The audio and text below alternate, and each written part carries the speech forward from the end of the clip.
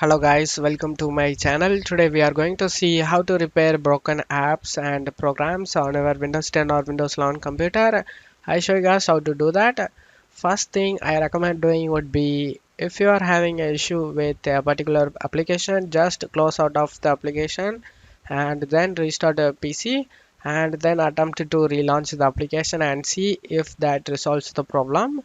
If you're still having problem, then you just need to right click on the start icon and select install the apps. In search field, you just need to search for the app you having problem with. After that, you just need to select the three dot icon next to it and select advanced options. And you just need to scroll down and under the reset, you can able to see the option repair.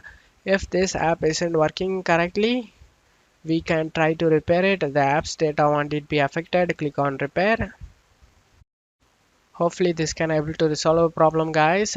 If this app isn't working right, reset it. The app's data will be deleted, guys. Select the reset option if you're still having problem. After getting reset done, you just need to close it off here and go ahead and restart your PC.